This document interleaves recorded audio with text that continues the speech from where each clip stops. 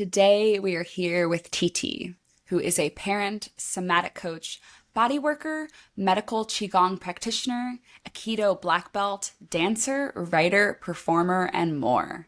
Their client work is focused on creative and self-generated ways of building awareness and cultivating transformation through practice.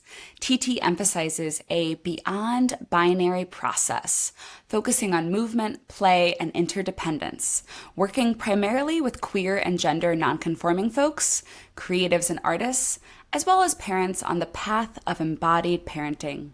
They are committed to moving beyond our most human and culturally located ways of defining ourselves and towards something wider, deeper, more rooted, and expansive. Let's jump in. Welcome, TT. I'm so thrilled to have you here today. I want to jump in on what is embodied parenting. Tell me Yeah, more. sure.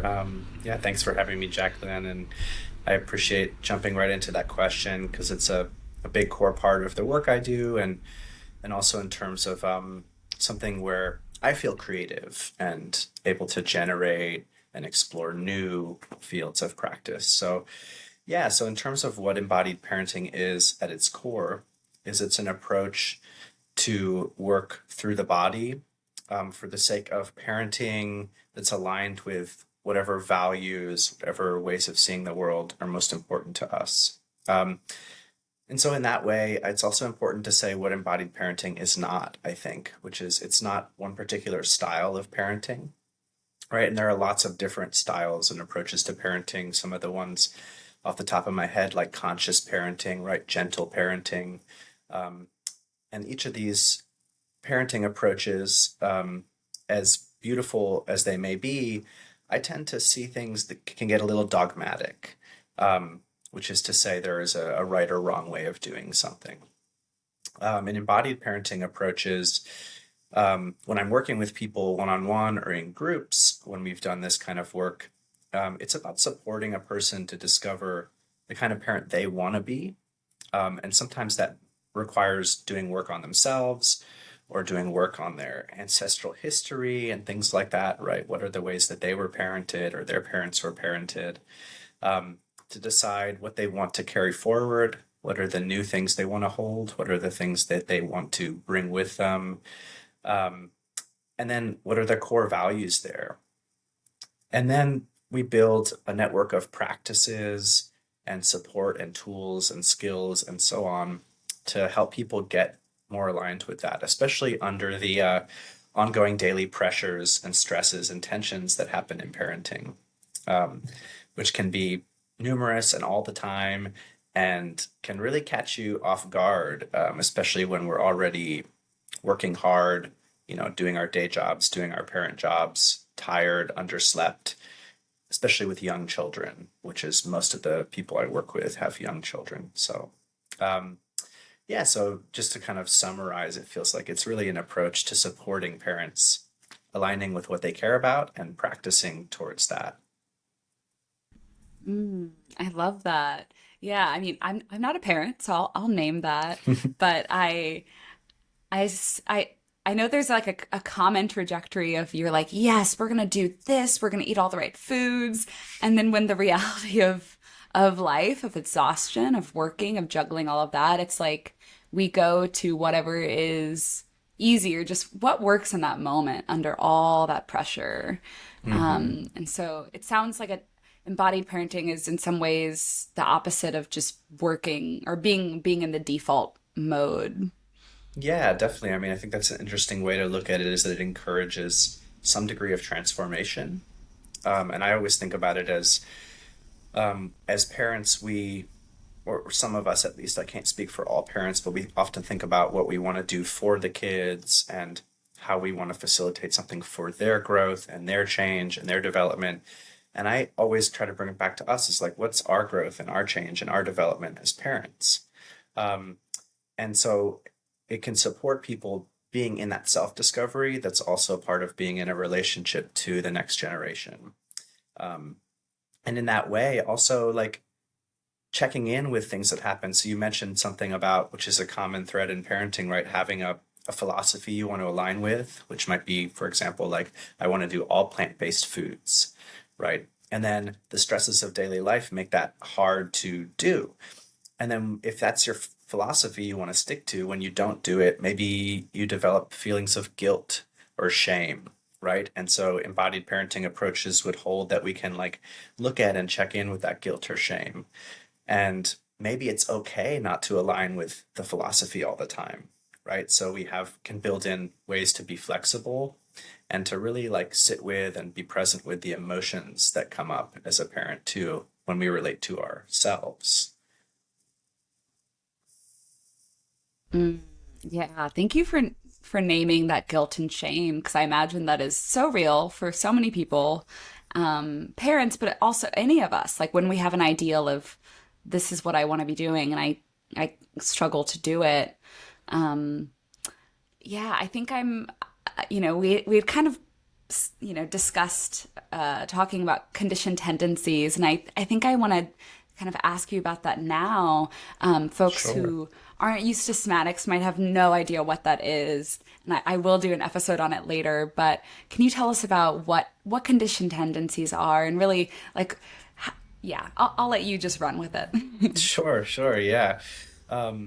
Yeah, so conditioned tendencies in this methodology of somatic work typically refer to the default patterns we have, especially under stress or tension or pressure or conflict. So, a lot of people might be familiar with attachment theory. I think this is a good kind of indoor to conditioned tendencies that I talk about is like we have anxious attachment folks, avoidant attachment folks, and attachment pressures tend to show up in like vulnerable and romantic relationships, which is an area of heightened vulnerability and potential pressure and conflict and stress, as well as you're opening your heart. So there's more emotion.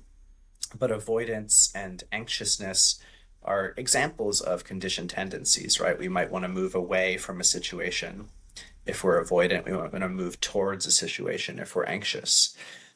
So it's kind of just an inroad to understanding what conditioned tendencies are. And the difference between that and attachment theory is that conditioned tendencies can show up in even things that are not attachment based, right? So like going to the grocery store with a friend or meeting someone for the first time or going into a new work environment. Um, and they show up in our bodies primarily. And often I think before we might have conscious awareness of them, something's already happening. Um, so people might be familiar with signs of dysregulation is what they're often called when there's like heart rate increase, more heat, dizziness, sweating, signs that things are becoming more uncomfortable or shifting.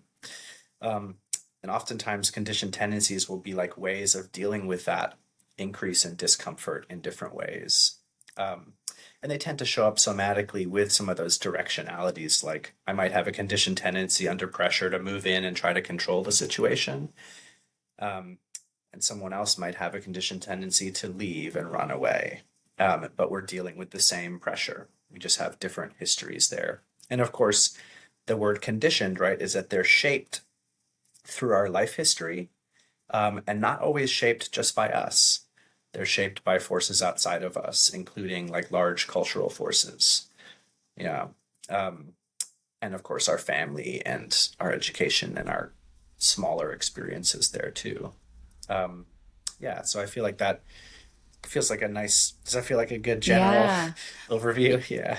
Yeah, yeah. I mean, I think conditioned tendencies are intuitive, but the term themselves might not be so common.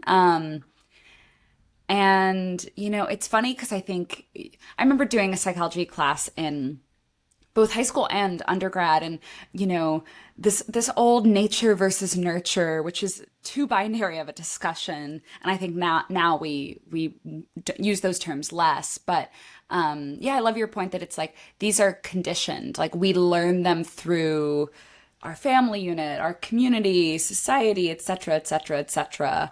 And they can be blind to us, like we might not realize. And I know I have a more move away. A Hmm. I will either leave or I'm just gonna like avoid it. Like I'm just gonna get away from that thing. Sorry to everyone whose emails I haven't responded to. Right. Yeah. Yeah. I have a Yeah. very historical towards, right? So like, and that shows up coming back to parenting too, right? Like that shows up in my parenting as when there's some stress or anxiety or even a demand around time or urgency or things, right? I will want to move in and like take care of things and control things. And that's got like a long thread of history in my life. Yeah, there's a Brene Brown example where maybe one of her parents is sick and she goes into action mode and she's like, I'm gonna organize everything, I'm gonna do this, I'm gonna do this, I'm gonna do da da da da da. And it's actually a way to not feel her feelings and the deep Hmm. fear. And it's like, well, if I just action, then me and my people will be safe. Yeah. I'm curious, what are other examples of what different CTs can look like in parenting or in the family unit? Yeah. Well, it's a really interesting question because um, oftentimes I notice people I work with they'll be doing work around some of this stuff, like looking at conditioned tendencies in their lives. And there's sort of like a blind spot sometimes towards the child parent relationship.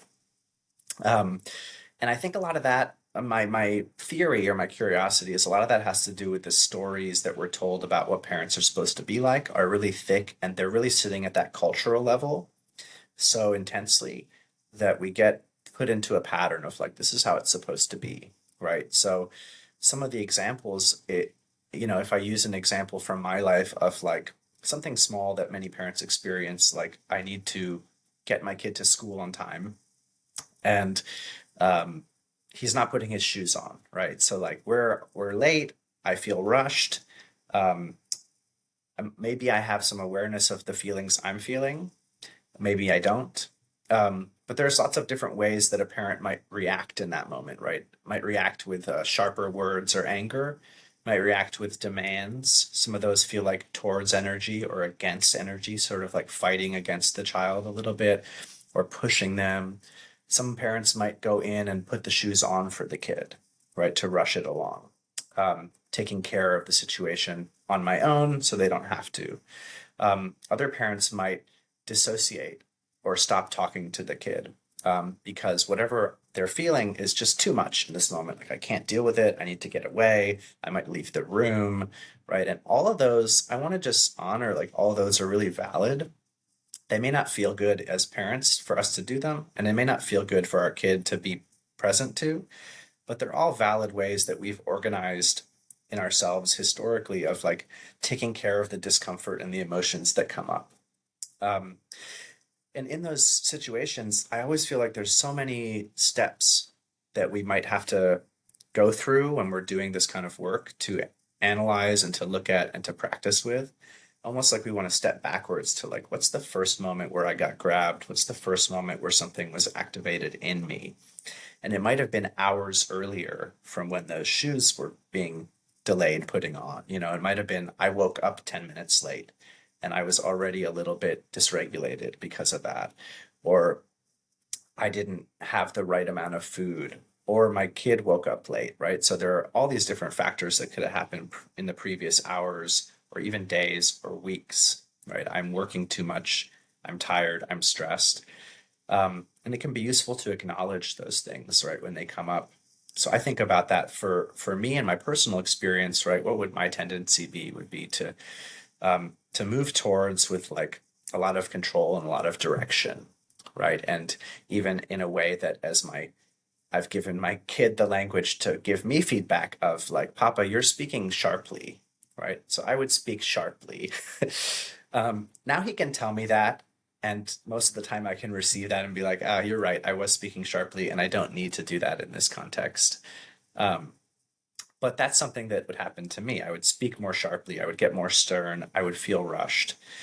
And if I start to think about what informs that tendency as a parent, particularly in that relationship, it's like there's something in there that's a story that's like oh, my kid is almost 6 years old and he's doesn't know how to put his shoes on yet, right? So I feel a little bit of shame, and I wish that he would just get the shoes on quicker or like learn how to tie his shoes better because it puts me into self-judgment. So then all of a sudden it's not about him at all. It's all about me, and it's also about stories that aren't me either. They're cultural. So it's like I'm a bad parent because XYZ. And all of that shame and all of those stories sit underneath a couple other layers of like what's happening presently, what emotions I'm feeling. They're underneath these layers, and I have to work through these layers in practice and in my body to get to some of those core stories.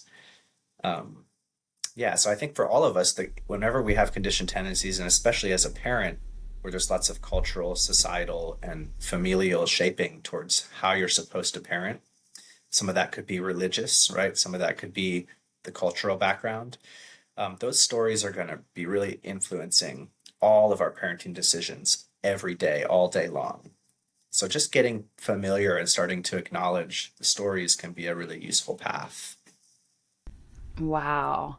Well, I want to ask a follow-up question about the Yeah. stories, but I also just want to share, like, I literally started tearing up and crying hearing, that your child is able, you guys were able to figure out feedback for them to give you and say, Papa, you're using sharp words, and like how powerful that is, because I think as a child, if I was on the receiving end of sharp words, I took it personally, and which we all do, but especially as children, we're our worldview is being shaped by our experiences, and Yeah. we don't have the frame of reference that the Mm. concept of maybe someone else's actions and words aren't personal. Right. Everything's They're just, personal. and there's something that I want to add to that note too, which is like child development wise, in that age range, 4 to 8 years old or something, children really don't have the cognitive ability to understand that someone else is acting towards them in a way that's not to do with their actions. So giving them some language, even though like I know Cooper, my kiddo, that's his name. I don't know if I said it in the episode, but um, but Cooper will, I know that he'll feel personally, you know, emotional, but giving him the option to like give me something back makes him feel like he's got some autonomy or some ability Yeah. to like speak back and affect change. And even to an Mm. extra degree, there's a moment recently where um, I spoke sharply. I was a little bit angry about something, and and he said to me, "Papa, you don't need to be angry about that." And it was just like that moment, right? Like flipped something in me. It was like, yeah, you're right. I don't even remember what it was. It was nothing, you know? Um, so I think it's useful to, even though children have those different levels of cognitive development, it's useful to also treat them like an adult in the way of like giving them autonomy and like tools to stand up for themselves, so that they know, even if they're going to take something personally, they can also like stand up and stand for themselves. Yeah. Wow. Whew, there's so many threads. And I think the one I want to kind of go down is yeah, what are some of these expectation, these stories about parenting that we have? Mm, You kind of you subtly reference some of them, but I'm wondering if we can name some of these dominant narratives about mhm. parenting that we at least have maybe in the West, in the United States. Yeah, yeah, and I appreciate that naming of like the cultural reference here because I can only speak for like a Western sort of middle class white cultural expectation, which I think a lot of people who come from other cultural backgrounds that then like live in America or have emigrated to America over generations, they are confronted with those Western expectations too to some degree, but they might also have a relationship to different ones too. And one of the big ones, I think, and I think this is not just Western, but it is primarily located in like our Western and American culture, is, and also I want to say that it has a relationship to gender, to like the feminine and women mostly, which is the notion of sacrifice. So one of the big stories that comes up around parenting, and especially for women and birthing parents or the more maternal or home caregiving parent, which I want to add could be someone of any gender. But it tends to be imposed on people who are assigned female or socialized female more. Is that sacrifice element, like the story as I receive it in my body mind is you have to sacrifice a lot of things for the sake of your child. So that might be I have to sacrifice my own social life. I have to sacrifice some of my friendships, especially with people who don't also have kids, right? Because they don't understand and they don't relate to that. I might have to sacrifice some of my work, depending on the relationship I have with my co-parent or partner. I might have to sacrifice sleep, right? There are things which are default sacrificed, especially when you have an infant, right? There's sleep. There's, if you're breastfeeding, right, you're sacrificing some of your body, you're putting it out there. And I think that story is really important to hold because we can do that for years without even realizing we're doing it. And then we get to a point where sometimes you develop resentment for your child for them causing you to sacrifice so many things. This is a story I've encountered in a lot of folks. And one of the things that I think is an interesting way to reframe or look at that differently is like, what are the ways we can give something to our children? And then what are the lines or the boundaries that where giving something is overly sacrificing myself? And sort of trying to devise or discern that as we go in real time is like, how much can I give of myself today, tomorrow, the next day? How much it feels like a gift, feels like an act of giving. And then how much is sacrificing myself and dysregulating myself, pulling myself out of center. Sometimes there are tools to support that, right? If we're able to practice, get some time to practice regularly or daily, things which can resource us and nourish us and put energy back into our bodies, we might be able to give a little bit more. Sometimes those ways are not necessarily accessible every day for some people, depending on their schedule or routine. But I think that's a really dominant story in our culture, is that of sacrifice. And it shows up in most every parent I encounter, even sometimes in opposition to it. So there are some parents who give less because they're fighting against the story of sacrifice, right? And they don't even necessarily know that they're doing that. They're not fighting against their child.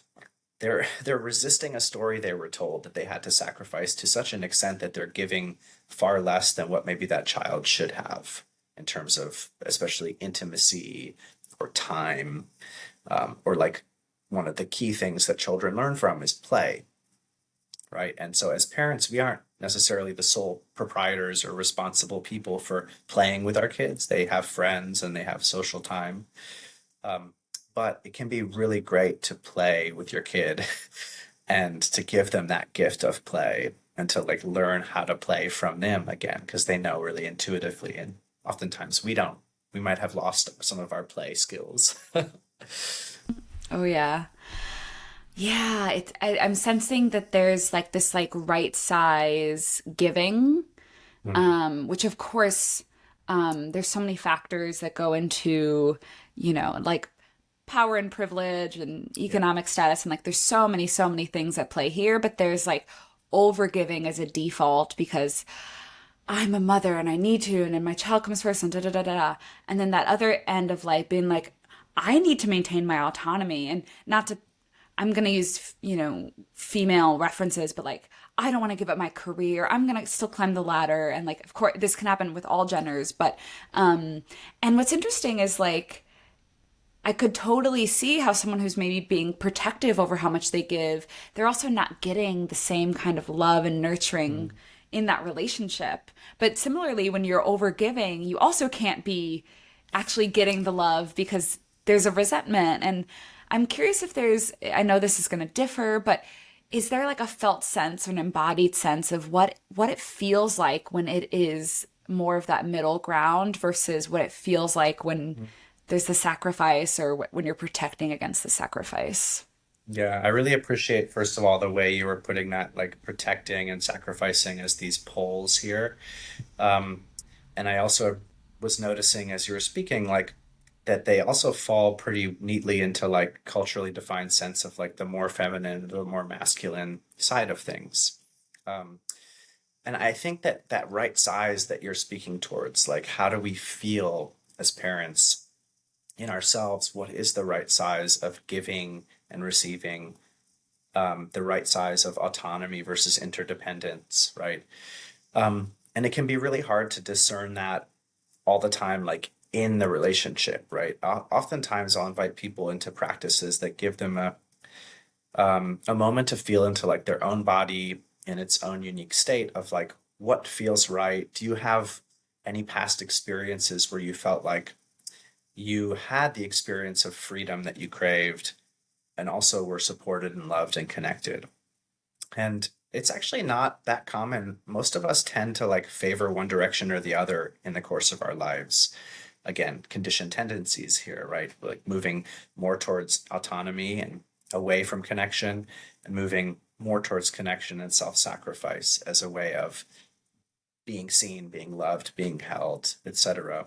Um, and so doing some work to find like what is the felt sense in your own body of when you feel some freedom and some connection. And if there's a history of like that ever having happened before in someone's life, right? Like maybe there was one partner or one friend or someone that made you feel that way. That can be a doorway to like bringing up that feeling in the body, even if it's not relevant to the relationship you have with your child on paper. It's in your body, so like there's a map to be built and mapped out from that starting feeling that can support people to like practice it on purpose. And so I usually will try to go that direction with people is like if we can find some resource or some history where you had a little speck of feeling a little more balanced.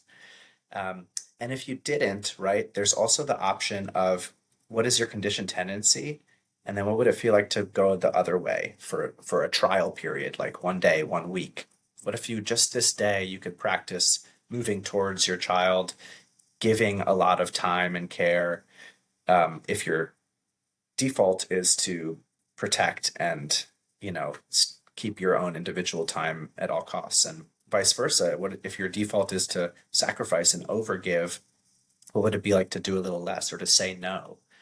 Saying no to a child is like one of those big things relating to this sacrifice story. Like saying no to your child is hard.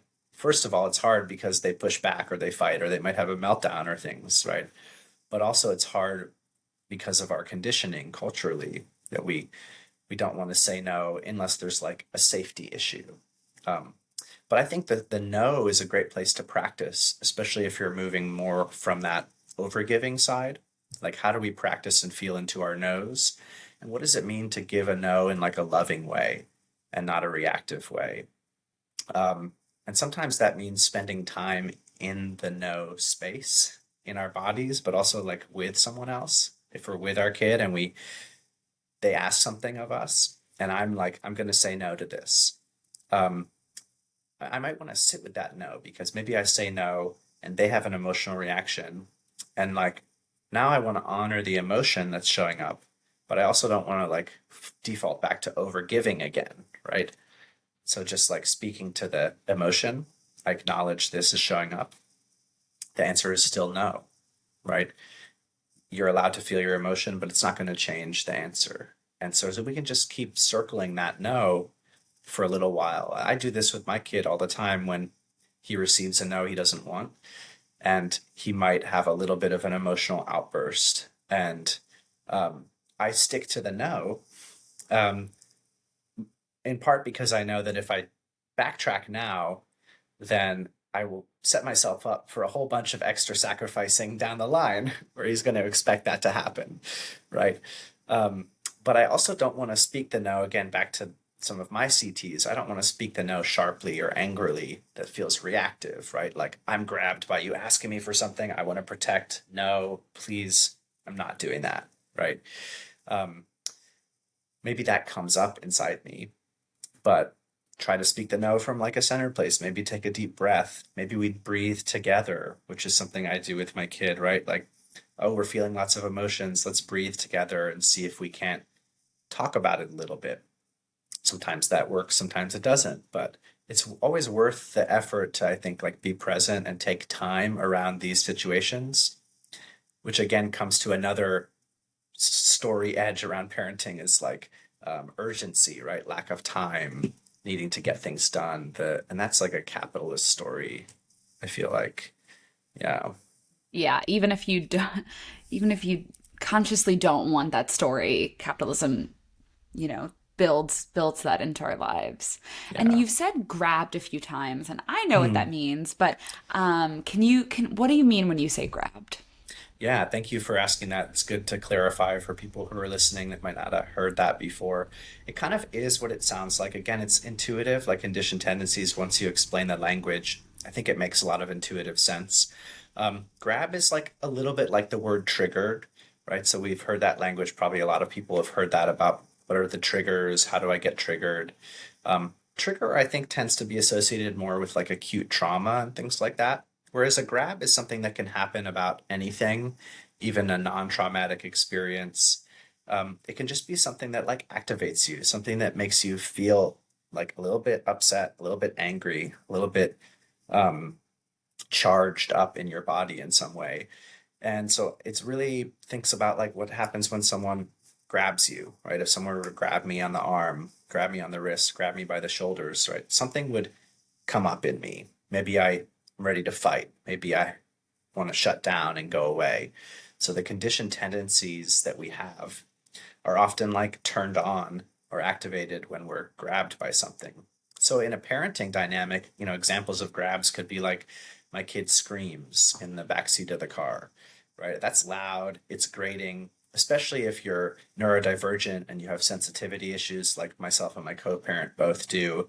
Um, that's an extra grab now all of a sudden, right? Or another grab could be, again, depending on your relationship to self-sacrifice or autonomy, um, a grab could be getting asked to do things that you're not ready to do, you don't want to do, you don't feel like you have time to do, right? So if I'm working at home and my kid's home from school and I'm doing emails, and maybe him just coming up to me and asking to play with me is going to grab me because I feel like I'm busy.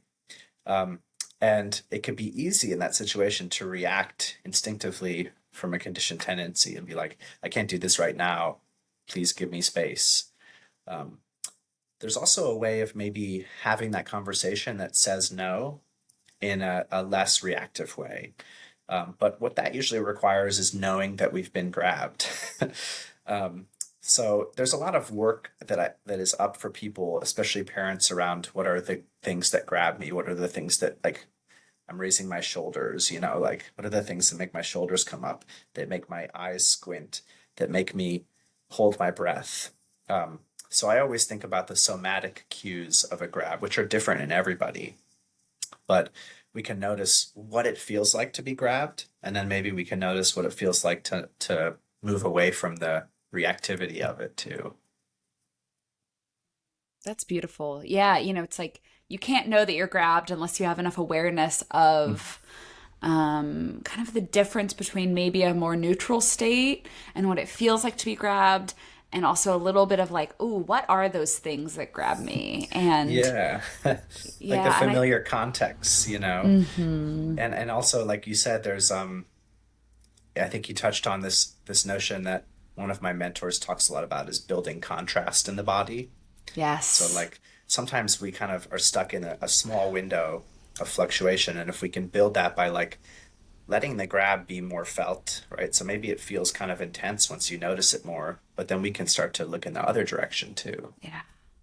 Yeah. I mean, if you're in a state of always feeling urgency, feeling like there's not enough time, da da da da da, it's going to be harder to notice the nuances of like that increasing versus when you feel a broader range and you're like, oh, I can now, and I do appreciate the difference between a grab and a trigger because yeah, we often think when we think about the nervous system or getting triggered, it's like big, and yet it really can be those subtle things. And the more we can attune to those subtle things, theoretically, the less big, Yeah. they can Yeah. become. Totally. Yeah. Yeah, the less big the reaction in our bodies or in our acting out into the world becomes once we notice that. Yeah.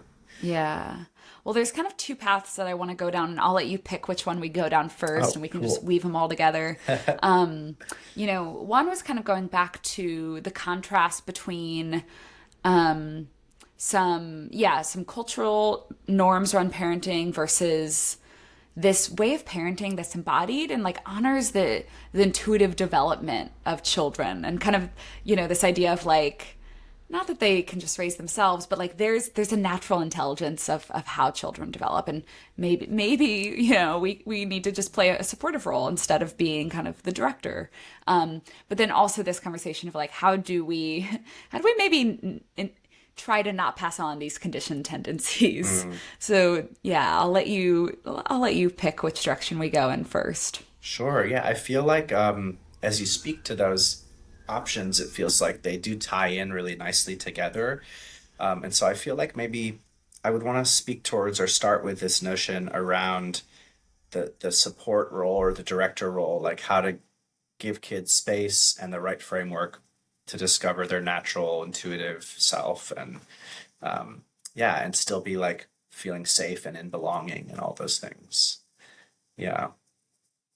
Um, yeah, I mean, one of the key things there is, like I said, in embodied parenting, we work towards developing and naming as parents, like what are our values? What kind of family do we want to cultivate?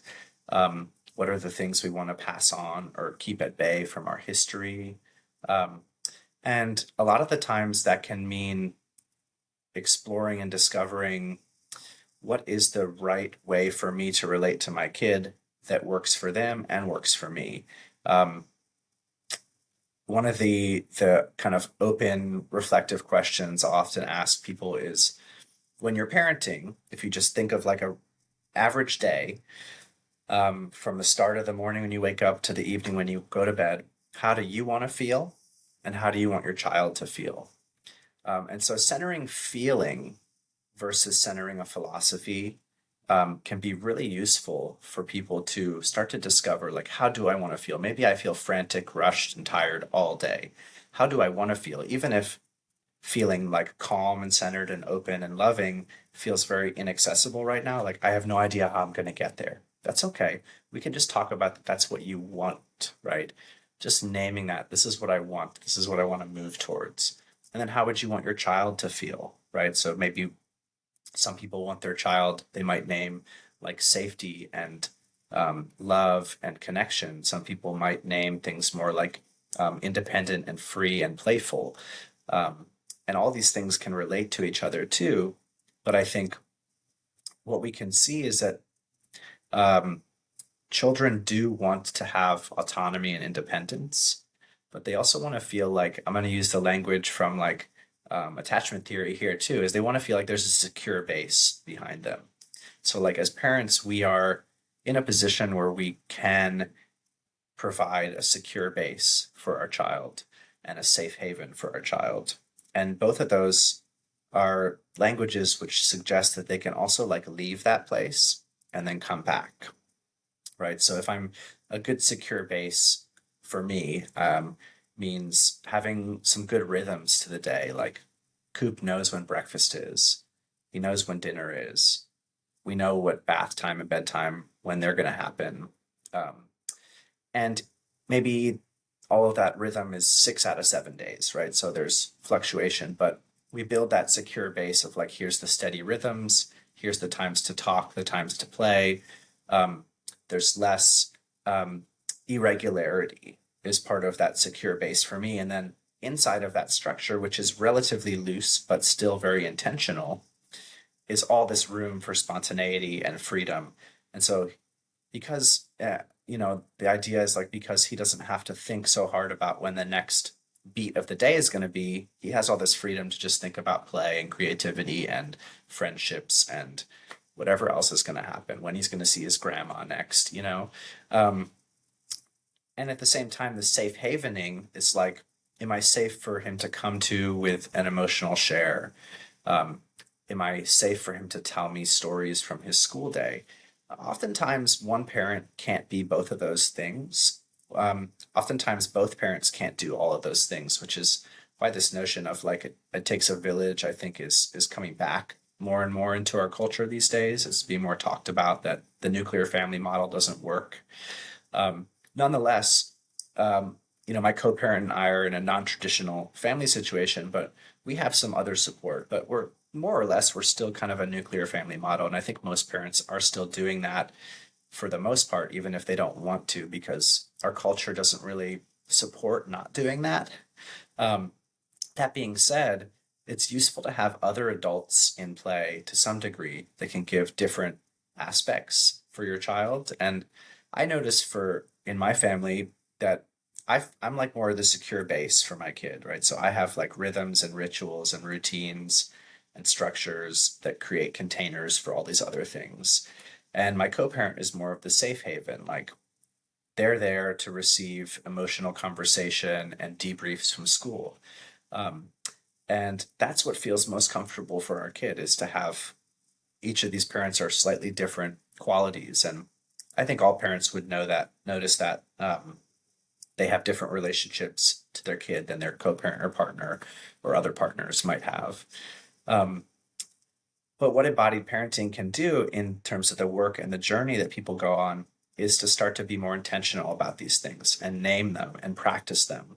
So if by default you're more of a safe haven for your child, lean into that. That's your strength. That's your skill, right? So you don't have to like go in the other direction and be the queen of everything and do everything perfectly. Like do the thing you're strong at already, lean into that and use that as like your own embodied base of the kind of parent you're going to be. Yes, yes, yes. Yeah, I'm in general in life, I'm all about leaning into your strengths. Yeah.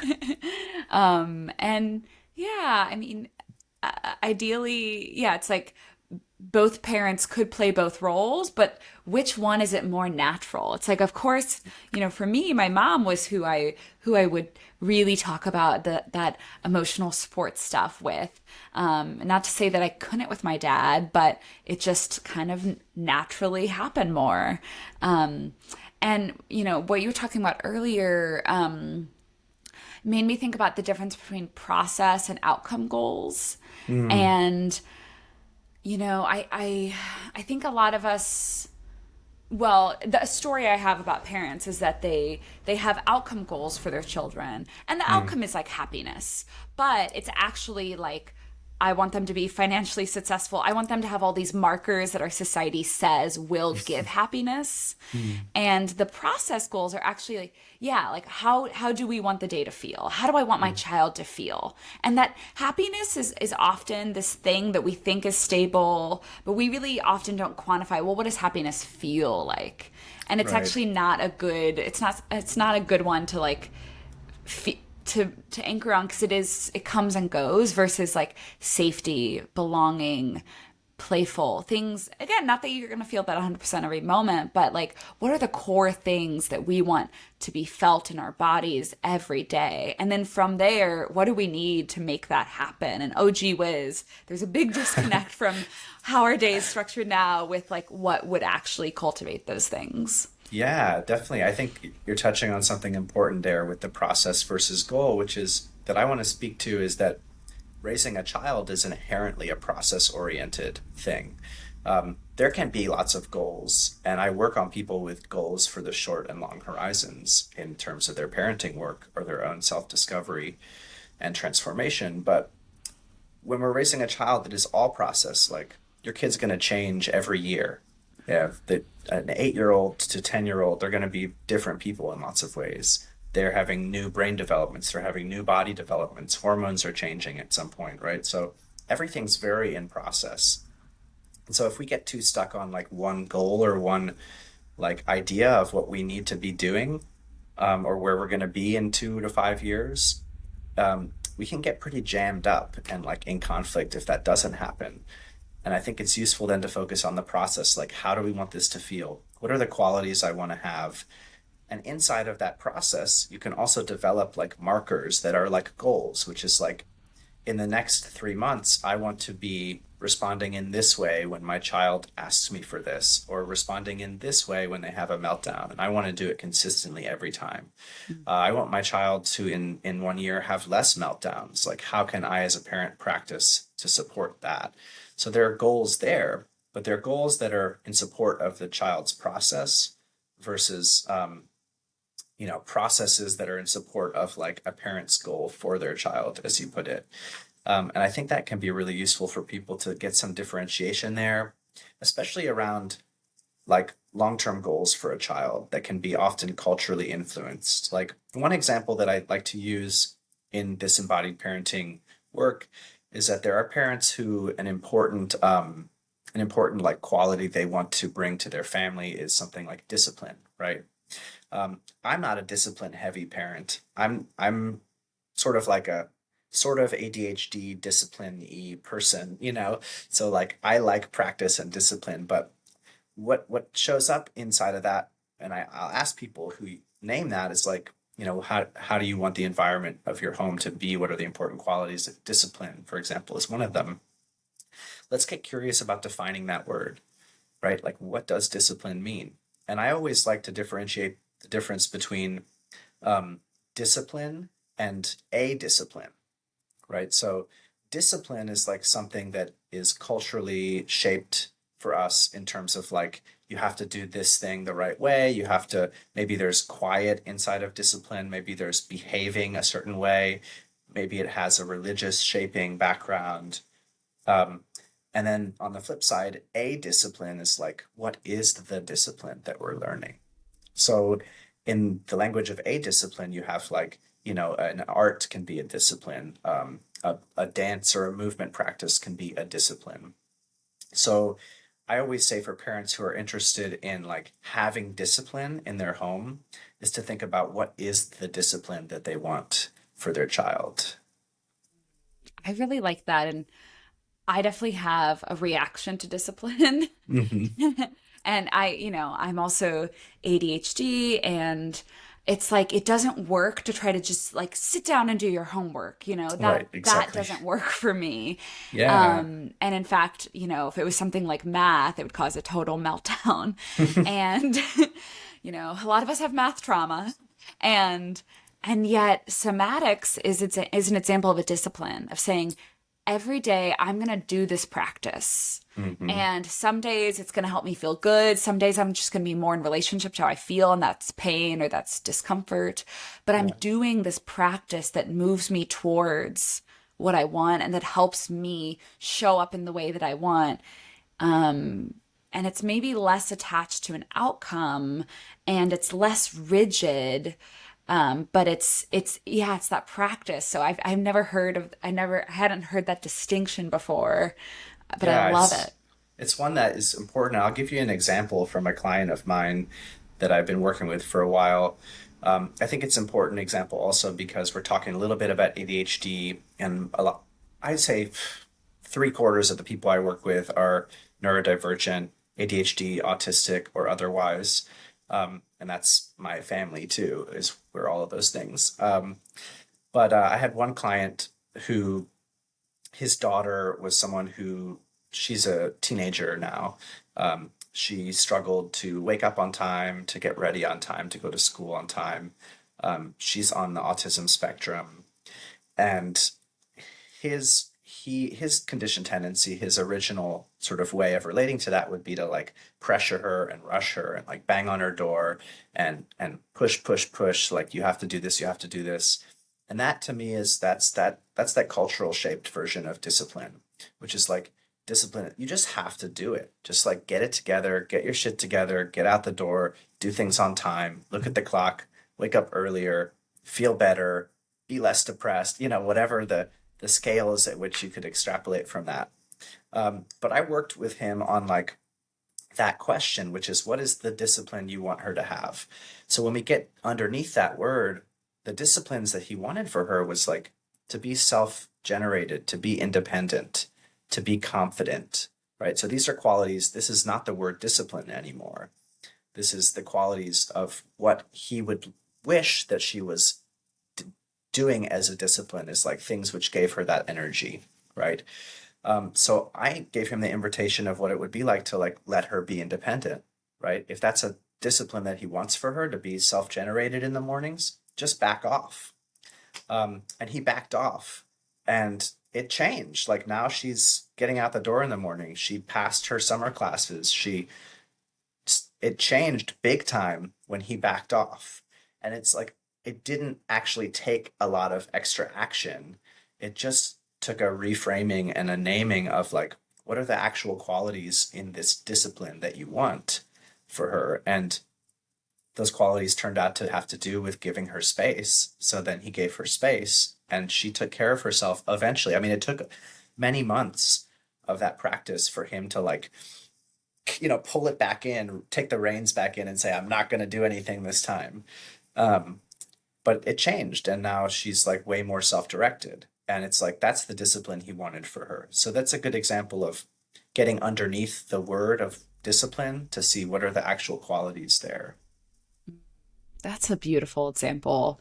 And I love, it's like our brains and bodies work differently. And a lot of schools start at times that they just really shouldn't for those ages. Yeah. And so I really feel the struggle for parents and for the kids. And it's just like, discipline also shouldn't be how do we contort our bodies to do something that they don't want to do.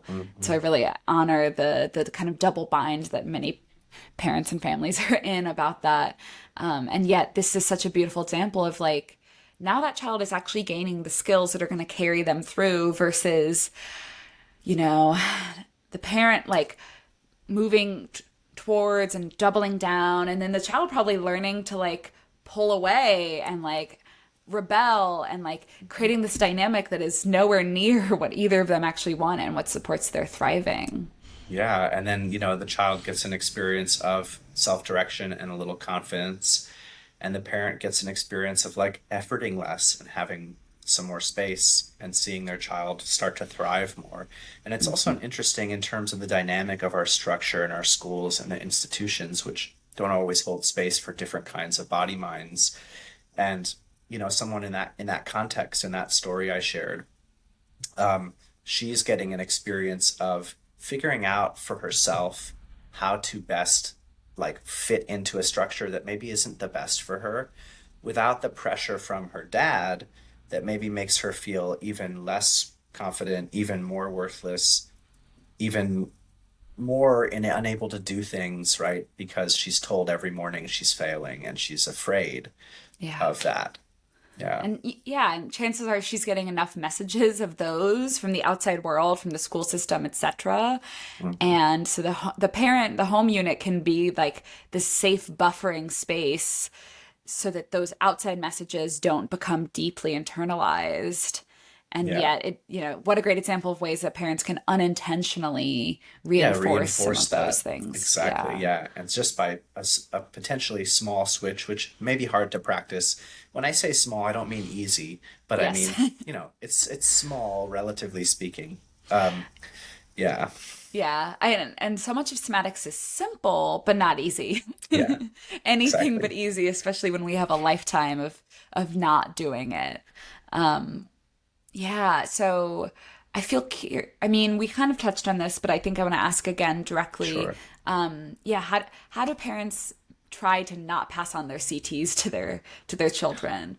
Those stories they have about the ways the world works, the automatic ways that they react under pressure, even especially when, if we have a story that the world is a hard, tough place, and you're like, well, I want my child to be able to survive and be successful, and yet passing on that story, whether it's true or not, yeah. I'll Yeah, let you no, take it from there. yeah, I mean, it's just really interesting. First of all, like, oof, it's hard. Um, it's really hard work to not pass on things that we don't want to pass on. I think the first step is that discernment, right? So it's like doing some self work, and it could be like learning about our own CTs, learning about the forces that shaped them, whether they were larger cultural forces, which one of which is like gender, for example.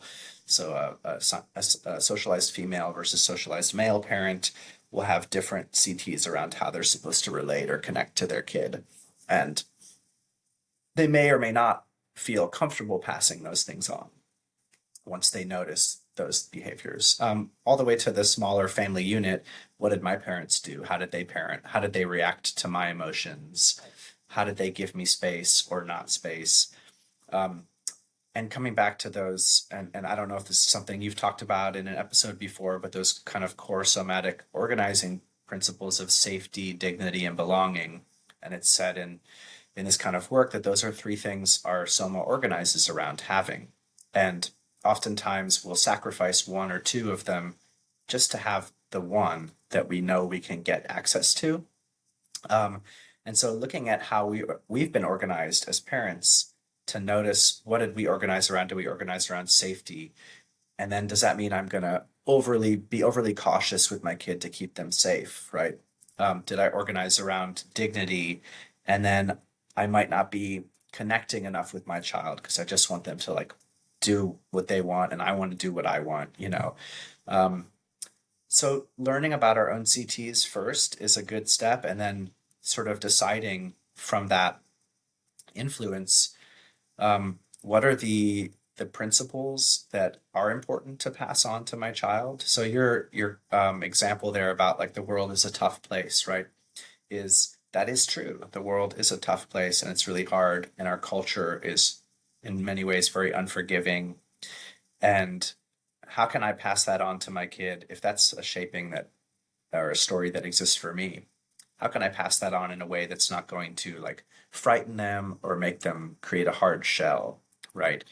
So there's always nuance to doing that, the conversations you have, the way you practice modeling something, right?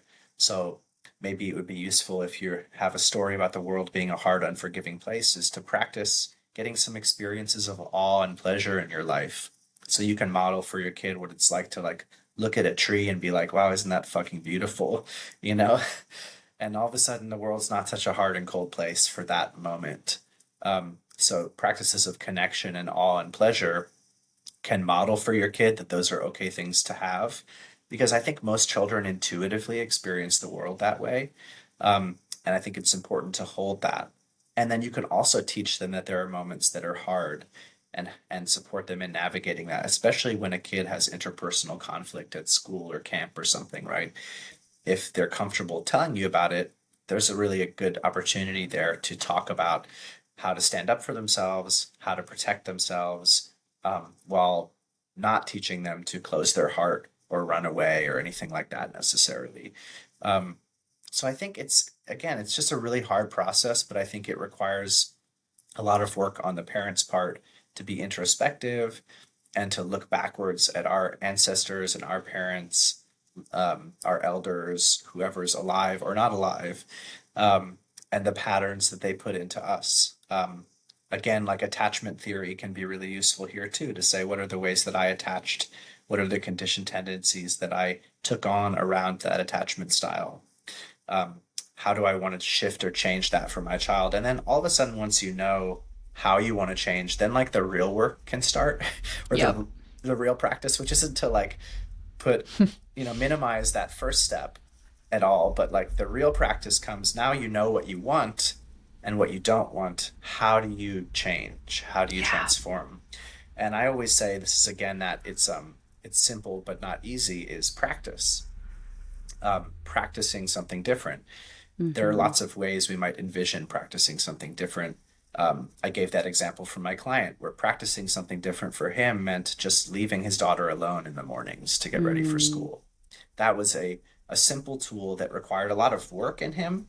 yeah. And we, inside of that work, we had other somatic tools, which was like checking in with your breath, doing a centering practice, blending with the urgency and the emotions and the fear about like what's the story that plays out there. For him, it was like, there's a story that she doesn't get ready for school in time. She's going to fail her classes. She's not going to go to college. She's not going to have a good job. She won't be self-sufficient, right? And that's the story that came up. And that's all happening inside of him in that moment when he goes to bang on the door, right? Yeah. So there's all those moments, and all those different parts of that story are moments to practice. Mm, Practice listening to the story and not acting from it. Practice getting into your body so you don't get activated and shoot up into your headspace and just go from there. making choices, trying to fix, trying to solve. For me, that CT I mentioned earlier when we were talking about wanting to control situations, right? So I started to learn for myself, what does it feel like in my body when I want to control something, right? Like my shoulders get tight, my heart center closes a little bit, I get hotter, um, my face feels flush, my breath is short. And then once I know the cues in my body for this conditioned tendency, I can start to notice it happening earlier and earlier and earlier until I'm starting to notice it before I'm acting from it. And then I'm starting to notice it even before it really happens. And the earlier and earlier we can notice it, we're practicing um, the option of making a different choice. Um, and that all of that requires practice, though. I have to practice it 100, 200, 300 times to get earlier and earlier and earlier in that stage. Um, so again, once you know the different choices you want to make, and they could be like very specific things like that, or larger feels like I don't want to pass on my mother's anxious, overbearing energy in my parenting style, right? So then underneath that, big arc of I don't want to be anxious and overbearing, underneath that is like, oh, there's my control condition tendency that Yeah. shows up again, right? So I have to control things a little bit less so I'm not as anxious and overbearing as my mother was. Um, and then inside of that are these opportunities to practice. And sometimes the practice can be as simple as every time you notice this happening, like take 5 or 10 deep breaths. And it can seem like stupidly simple for some people. They're like, that doesn't work. Take 5 breaths. Like, I tried that. It doesn't work. I'm like, okay, well, it may not make much of a difference the first time. But if you do it 10, 20, 30, 100 times, it will start to shift because when we're breathing Yeah. deeper, we're oxygenating our blood more, we're slowing our heart rate. So things will change. And that's that body first approach that I always take with people is like, um, I say, what's the first thing you can change that changes something else, right? So it doesn't have to be the biggest change in the world. It's just the first change that leads to like a domino effect. And sometimes the deep breath can be a first change that changes something else. Absolutely. Yeah. Our body has a powerful way of calming us down. So deep breathing, hands on our heart. Like there's all these little, I hate the word hacks, but like ways that we can use our body to send ourselves signals of safety and ease. Mm. And yeah, to your point, when you're fully grabbed and you're wanting to pound on the door, yeah, 5 to 10 deep breaths probably won't feel like it makes that much of a difference. But the more you do that every time you notice, you start to get grabbed, you start to get triggered, whatever it looks like for you. And then when you take those 5 to 10 deep breaths, the moment you notice that teeny tiny, like, ooh, I feel urgency. Mm. Wow. And at each of those, like, we always have choices, but we don't always feel like we have choices. And Yeah. it can feel like this is the only, if I don't pound on her door, she won't get to school. And Hmm. yet, the more we take that time to practice, the more we actually can feel our choices. And we can feel into like, you know what? I know what's going to happen if I go down that old path. I've been Right. down that path many times before. I'm going to try this new path. I might not know. It's not guaranteed. And it's maybe it'll take time before it actually works, quote unquote. Yeah, you have to try it on, and I say a lot of the time, like, let the practice work on you. Not Yeah. like, not so much you working the practice, like, let it work Mm, on you.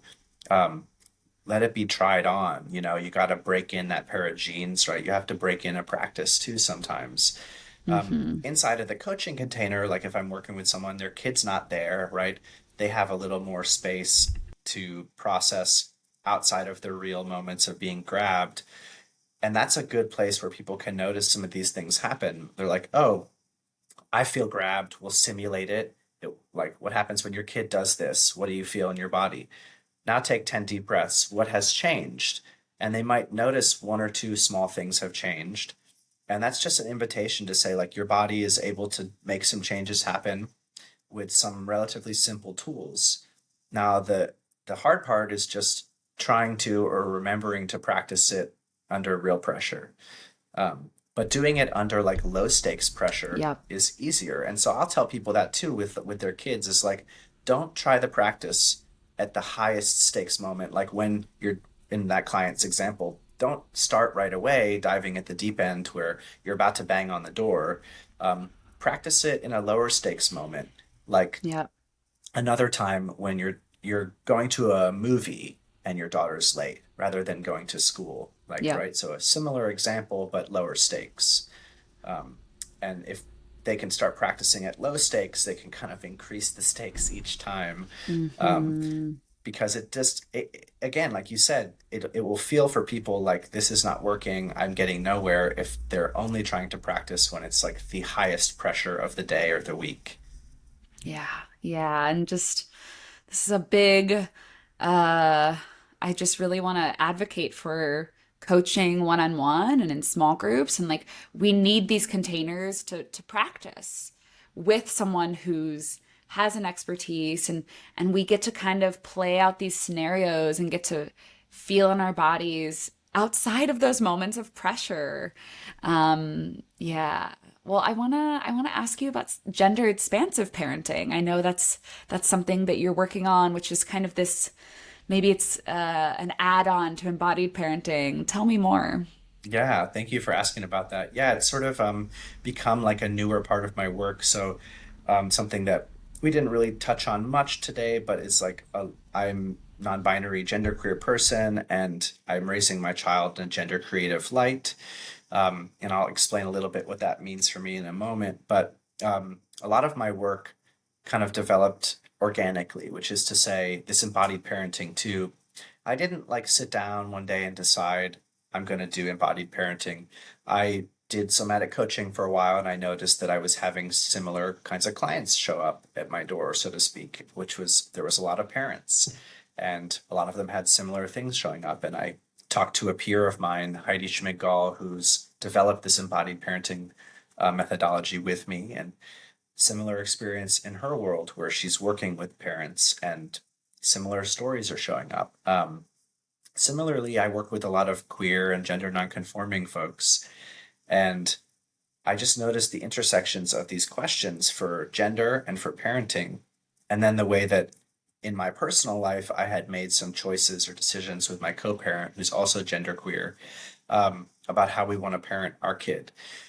Um, and we didn't always have language for it at first, but then someone turned me onto a book about gender creative parenting.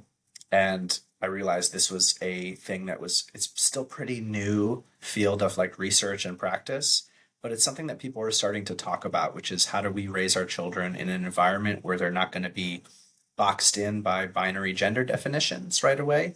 Um, because even in the world of like inclusivity for trans children, for example, is it's often still viewed in a very binary lens, which is like, well, my child is a boy until they tell me otherwise, and they want to go across the gap.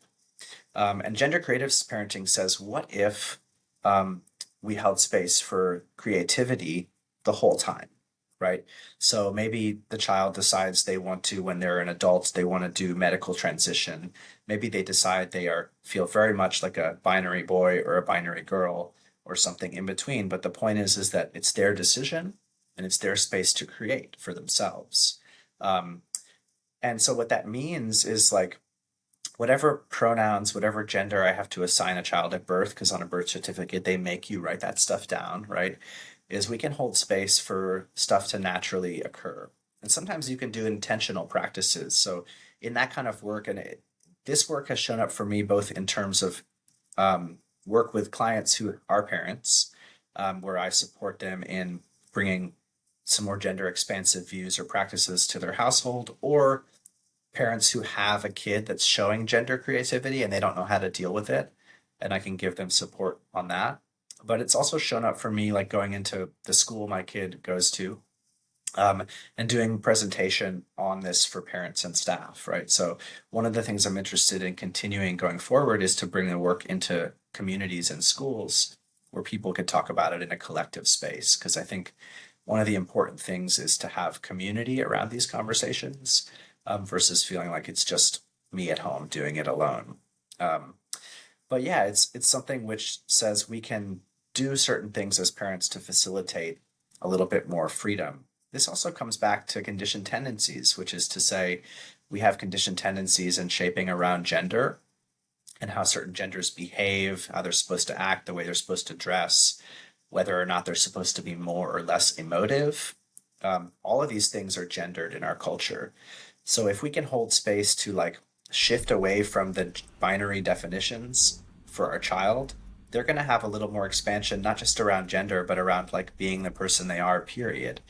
Um, Yeah. and some of those things can be as simple as like if you have a child that has is born with a certain genitalia, right, like a penis or a vulva, to give them the opportunity to explore clothes that are for the other, gendered body.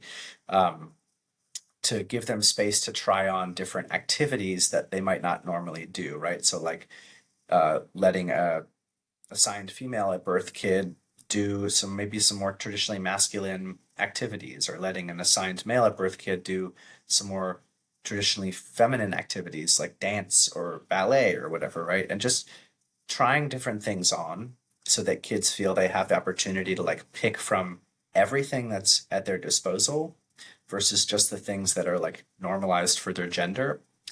Um, and in keeping with that too is also like holding a really open space for your children. So one of the things, there's a practice that I read an essay just the other day that someone wrote in a gender creative book that I have that really affirmed a practice that I do at home, which is around not correcting people if they misgender your kids, right? It has a couple effects here, which is to say when, we assigned our child he, him pronouns at birth. He's 5 years old now. He's actually already had experiences of trying on other pronouns already. Is back to he, him right now. Um, but when he was growing up at 2 and 3 years old and so on, and people would say, she's so pretty, for example, we wouldn't correct them. We would just let it happen. And part of that practice is that the child gets to be witnessed and learn about that there's fluidity to gender, and that like it doesn't have to be black and white, and that then also he gets the opportunity as he gets older to then practice advocating for himself. So some autonomy and independence in play there, which is to say, if he decides he's a boy and someone calls him a girl, and this happens now, someone's like, she's so pretty, and Coop will go, I'm he, just like advocate for it. And so there's a practice in there of advocating for your gender and for who you are. That's also going to teach kids, no matter what gender they are, to view other people that way too. Yeah. Say like anybody of any gender can look any way. And so the key is just to listen and to ask. So that's a kind of a core tool that I like to use in gender creative parenting, which is to give space for people to like misgender your child and to not harp on it until the child advocates for that. Yeah, because what if the child actually is more identifying with she, and you say, no, Right. no, no, he's a he. And then internally the child's like, oh, but Yeah. They're like, oh, they learn I'm a he, I'm a boy, that's who I am. yeah, They never got to decide that for themselves. yeah, And that they can be, the American Academy of Pediatrics says that children have a defined sense of gender by 4 years old. And my question always is, what is the definition of their gender then? Right. So the defined, the idea of definition to me does not mean it has to be fixed. The definition of gender could be gender is fluid, gender is creative. And by yeah, 4 years old, a child knows that they have room to be creative, or they yeah, know that they don't have room for that. And that's 4 years old. That means that like half of their life, they probably were not talking that much. You didn't know how to communicate with them. They didn't have cognitive skills for lots of the things they might have now, but they've already been shaped around gender by 4 years old. So that's yeah. why I always say those early years are really important. If a parent is interested in expanding that potential a little bit, is like Hmm. holding some space early on to let the child just be a child, Yeah. whatever genders may be in play. And then by that 4 year old age, when they say the sense of gender is defined, their definition of gender will be something more open or expansive or fluid Hmm. than I'm a boy, I'm a girl, and that's it. Yeah. And I love the term gender creative, rather than like you have to pick a side. Yeah. um and yet, yeah, kind of what you were talking about is like we're going to provide a buffet. You can do hockey, you can do dance, you can do this, you can do that, you can do whatever you want, regardless of whether society says it's commonly something that boys do or girls do. And you get to be creative and pick and choose. And, Yeah. you know, it's interesting that you say four is when gender's kind of defined, because I know there's some research that by age 5 boys start to learn to repress their emotions because they learn that Yeah. that's not what boys do, and by age 5 girls start to prioritize how they look, but how they're perceived, and they really learn that beauty is something that girls should do. So, you know, our definition of gender is not intrinsic, it is culturally imposed, and we learn to play in these boxes. So, Yeah. wow, what would it be like to have gender creativity really prioritized throughout development? And you Yeah, get to it's play. wild. Yeah, I'd like play, exactly. That's couldn't have a better word for it. The play is everything. And children like intuitively want to play with presentation, right? So Mm, like one of the things that I will facilitate in this work is just a general conversation around what's the difference between a gender identity and a gender expression and gender play. Um, in a gender creative approach, like we hold that a child doesn't have a defined gender identity yet because they haven't self-defined it.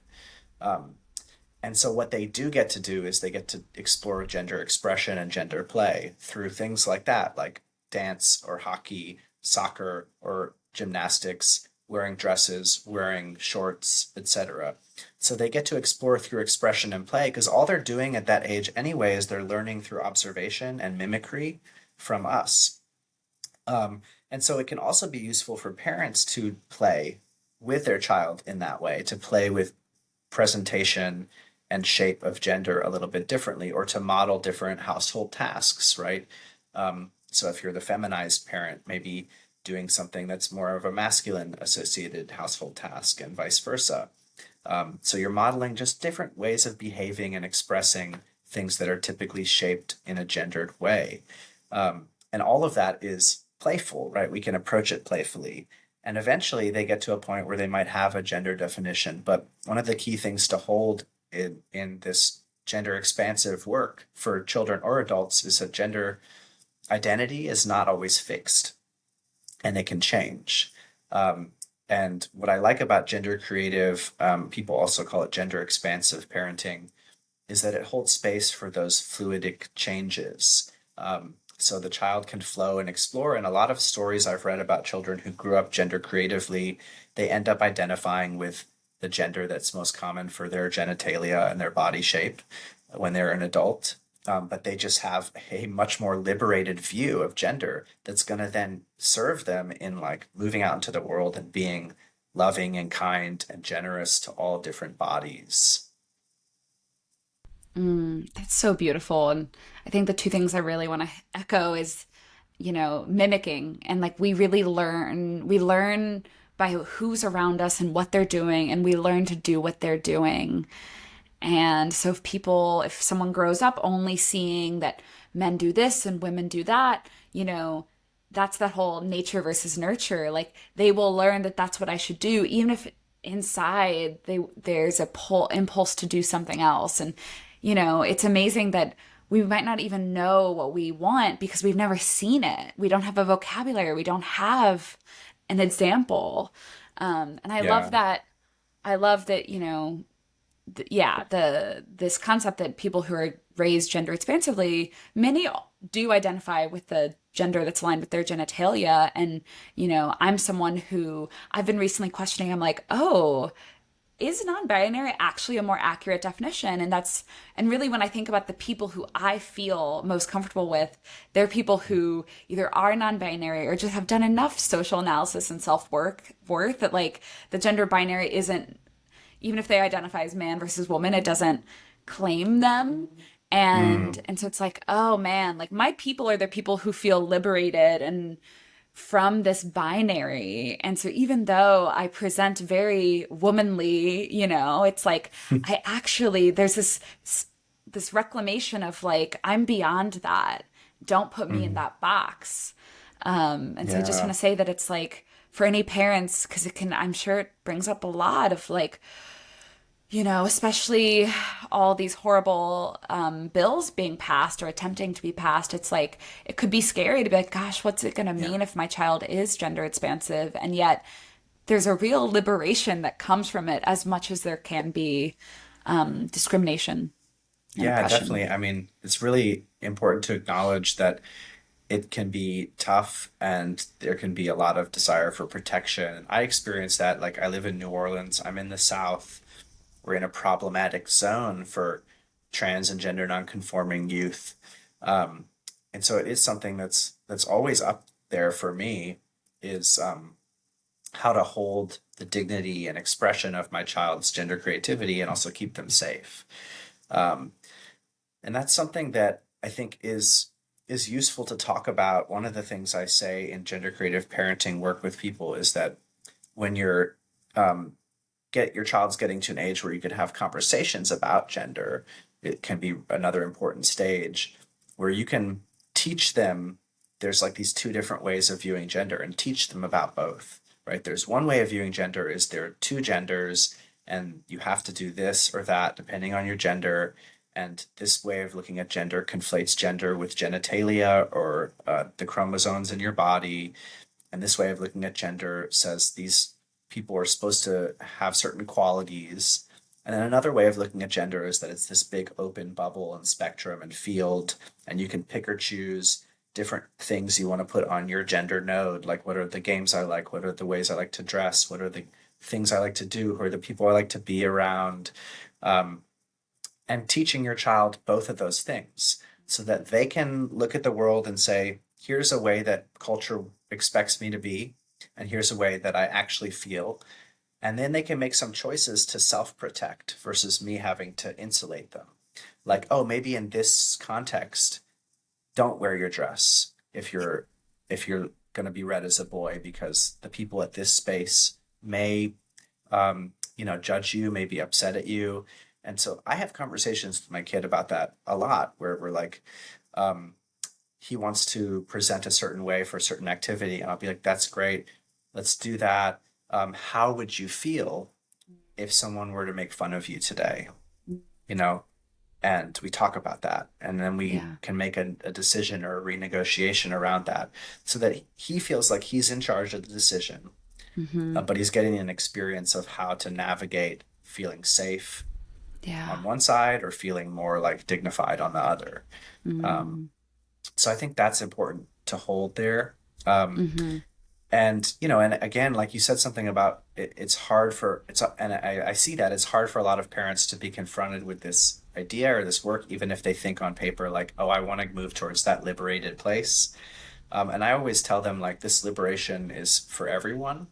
So, like, working on gender expansiveness for a cis man or a cis woman, like, it's liberating for you too. Like, don't you want to be Mm-hmm. able to have authorship over your masculinity? Like, you tell me, what does your masculinity mean to you? You don't need to Mm-hmm. let culture dictate that for you. Like, you can be a cis man and you're like, this is the things that make me a man, you know? Yeah. So, gender expansive work is liberating for everyone of all genders. It doesn't mean like everyone has to be queer, you know? Yeah. Hmm. Yeah, absolutely. I love that. Well, I like to have my folks lead us in a somatic practice, and I know you have one for us, but are there any other things that you want to say, things that we didn't touch on, uh, little tidbits that popped up in your brain that we were hoping we could circle back to before we go into practice mode? Yeah, well, I just want to like speak to if there are people listening to this who are parents who are coming in with that curiosity in that space of being. Um, just to, I think one of the biggest invitations I would give for people is to find that intuitive sensing feeling self and try to just build some trust in that. Um, One of the things we spoke on early on here was about guilt and shame. Um, and guilt and shame are things which I think show up in parenting really thick and fast.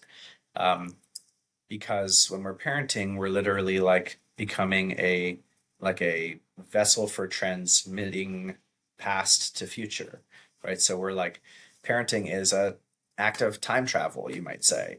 Um, and inside of that, there are all these things we're going to do that not don't necessarily feel like who we are, who we want to be.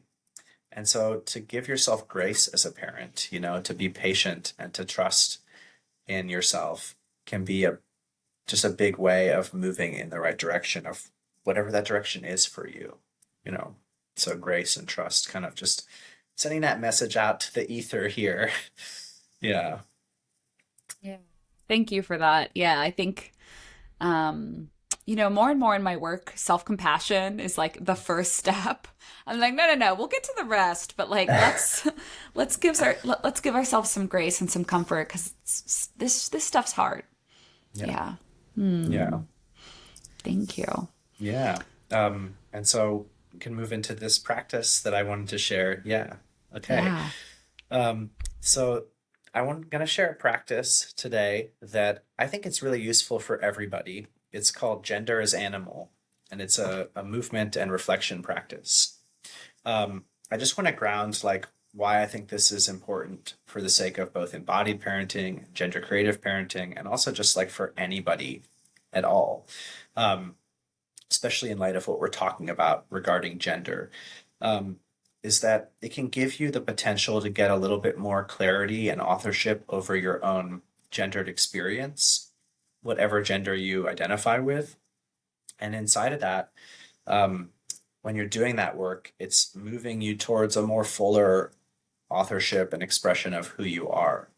And I like this practice to do with parents because they can get a little bit of a view on some of those gender related conditioned tendencies that might show up in their parenting style through just exploring qualities of masculine, feminine, or otherwise in their bodies.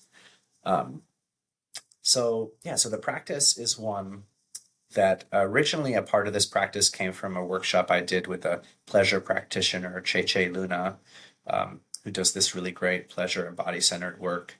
And then I sort of like adjusted it for my own scope and parameters. But there's kind of three parts to this practice. And each part involves a reflection or a journaling part, and then like some movement invitation. So we'll kind of drop in and take a moment, and I'll walk through it through the beats. And if people want to practice it as we go, you can just kind of pause and take your time at each beat.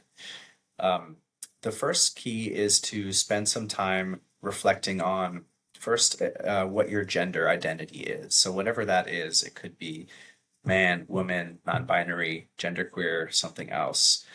And just know that for yourself because we're going to explore masculine, feminine, and maybe a third space of qualities. Um, and you can start in either direction. I'm going to start with the masculine energy. So what you can do next is write down a list of qualities, personality traits, behaviors, actions in your life that you would associate with the masculine, right? So whether you're a man or a woman or non-binary person, what do you associate with masculinity in yourself? Spend a little time reflecting. Maybe there's some stuff that shows up in your body already. You could even write that down. Like if I receive that question, I say, I feel a little heat, I feel a little charge, I feel a little anxious. You could write that down because there's space for that here too. Once you feel like you have some description of this masculine energy, these masculine qualities, as they're self-defined by you, you might take another look at this list and just be curious of these descriptions of these qualities you've named, which ones feel like they come from a cultural background, which ones feel like they're really just yours, to the degree, whatever degree you're able to discern the difference.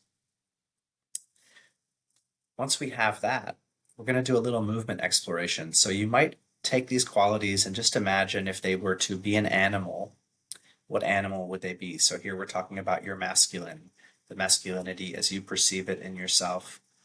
What animal might that be?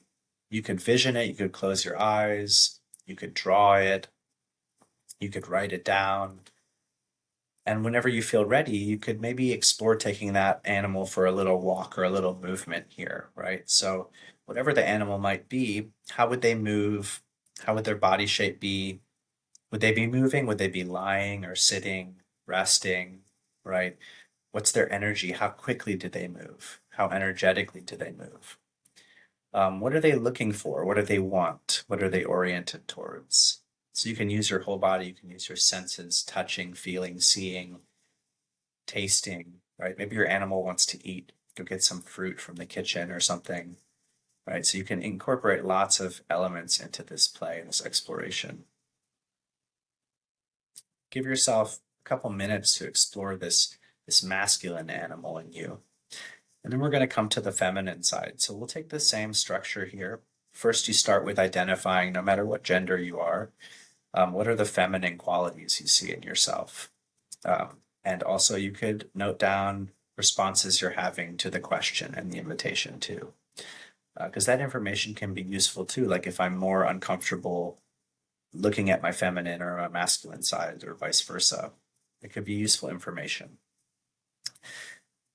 And once you have that list, that description of your feminine qualities, the same here, taking a moment to just check in with, as much as you can discern, which of these are informed by a cultural or institutional background, right? Which of them have been ones that are told to you, this is feminine, this is what it means to be feminine? And which of them feel like they're just for you? With all of that information, check in with an animal here, right? Is there an animal that you can vision, if you close your eyes, that you can draw or speak out or write down that represents your feminine side? And then explore taking that animal for a little movement, for a little walk, or a little dance around the room. Again, here, how fast is it moving? How much is it moving? Where does it want to go? What does it want? What is it oriented towards? Touching, feeling, seeing, tasting, smelling, listening.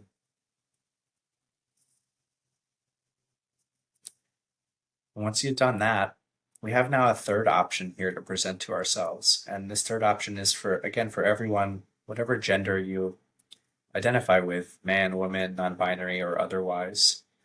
The third option is if you were to take these two creatures and create like a mythical beast, either in combination of them or just kind of from your imagination purely sprouting out right now, if there's some mythical creature that brings some of these elements together for you from your masculine and your feminine side, this is your third animal. So you can spend a moment maybe looking at some qualities that are key for you or that came up in your movement, thinking about the two animals you have and like bringing them together. What is this third option, this mythical creature energy?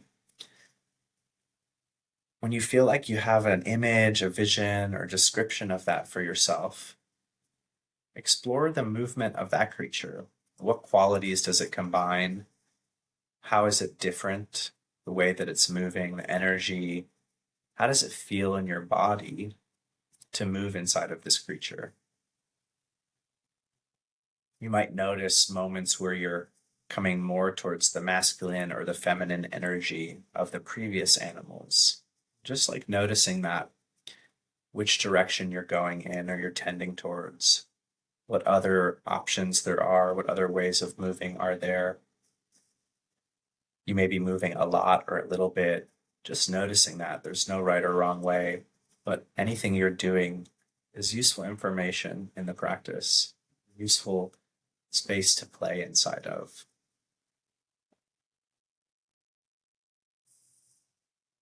When you complete that last period of movement, it can be useful to just sit or stand for a moment and take a check-in with your body.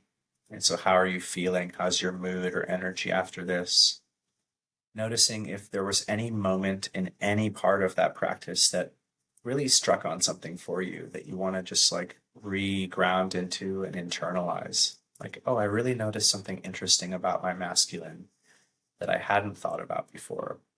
Or that mythical creature, non-binary thing was really weird or hard for me to do. I don't really get that, you know? So just like checking in with any of those questions or insights.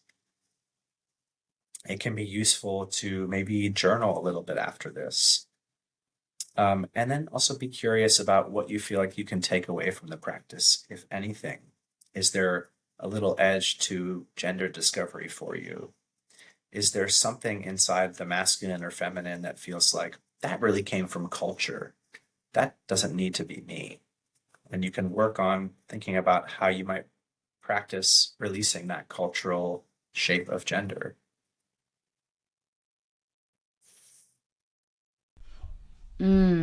I love that so much, and I cannot wait to do that when I can pause and journal and pause and move. And yeah, my non-binary creature is basically the dragon from Shrek. Yes, so Because good. she has like these like two sides, this like ferocious side, and then also this like soft, gentle, sensual, and like it gets to all be there. I love that.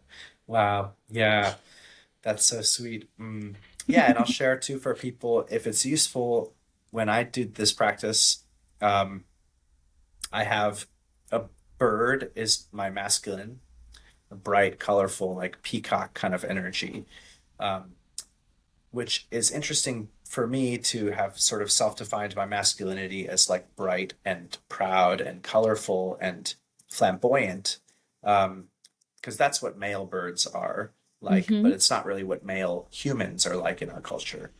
Um, and my feminine is like a lion. So this protective, strong leader of the clan kind of energy. And when I do my non-binary creature, it's a griffin, which is a lion bird. Um, and it when I first did that and I got to the griffin, it was like, first of all, it was intuitively clear, lion, bird, griffin. Um, it was so clear that was the case. And then when I moved as the griffin, I discovered like a sense of lightness in my body that I had never felt before. It was like, oh wow, I feel so light and so free. Like I've almost like I could really about to like step off a ledge and fly a little bit, right? Like I'm ready to fly. Um, so yeah, I just, invite curiosity there of like what each of these places can do for you. Maybe for some people, the masculine or the feminine animal might open something, really unlock a door there, especially if it's kind of cross-gendered for you, right? Where it's like if you're a cis man or a cis woman and you do the opposite, you might discover some qualities that are really important to your person that you associate with an opposite gendered energy. And like, what does that mean for you?